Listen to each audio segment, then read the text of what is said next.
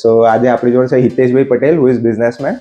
He has come for cataract surgery. He is 57 years old, right? Yes.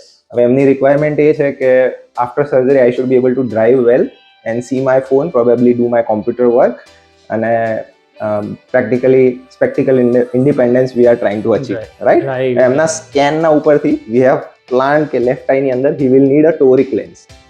So we are going to perform toric lens for you. અને આપણે topical surgery કરીશું, ખાલી drops નાખીને surgery થશે. Yes. And let's hope that you get the vision what you are achieving or what you are trying.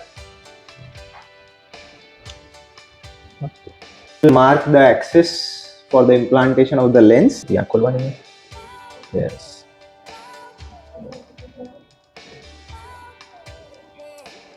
Blink, બંધ કરીને ખોલો. Yes. કેટલા સમયથી ચશ્મા છે? 25-30 વર્ષથી ખરા. રાઈટ, સો અપ્રોક્સિમેટલી કોલેજ ટાઈમથી? કોલેજ ટાઈમ એટલે સ્કૂલ ટાઈમથી.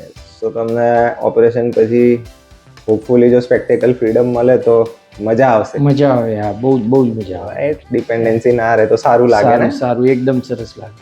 So let's hope for that. Will try our best અને વિલ ટ્રાય કે આપણને જોઈએ આપણે ધાર્યું છે એવું આપણે કામ કરી શકીએ. Okay, thank you very much. Right, right.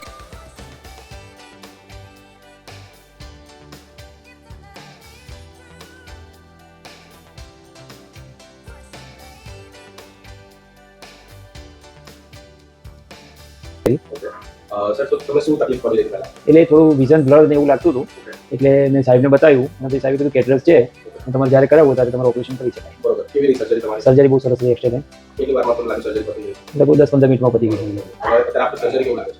સરસ વિઝન લાગે છે અને સર્જરી પછી બહુ સરસ લાગે. Thank you sir. Okay, thank you. Okay ma'am. So basically surgery પહેલા ચશ્મા હતા ત્યારે શું ચેલેન્જીસ ફેસ કરી રહ્યા? એકચ્યુઅલી એવું હતું, જનરલી ખાસ કરીને રેની સિઝનમાં જ્યારે રેઇન આવતો હતો ત્યારે એ દૂરનું જોઈ ના શકે અને એના કારણે થઈને એ પણ પ્રોબ્લેમ આવતો હતો. અને એક આંખે જ્યારે એમને કેટરેક્ટ હતું અને એક આંખે નહોતું, તો એના કારણે થઈને એને વિઝનમાં બહુ જ બધો પ્રોબ્લેમ આવે. ઘણીવાર ચશ્મા કાઢવા પડે, પહેરવા પડે, તો એ વધારે ફેશ થતું હતું. તો સો નાઉ શું કહેવાનું છે doctor Patel? Hitesh Patel excellent doctor, specialist. કારણ કે મારું પણ ઘણીવાર આઈસનો જો કંઈક પ્રોબ્લેમ હોય કે એવું હોય તો એની ટાઈમ હું એમની જોડે આવી જાઉં છું અને એ ક્લિયર થઈ જાય છે. Thank you so much for this. Thank you.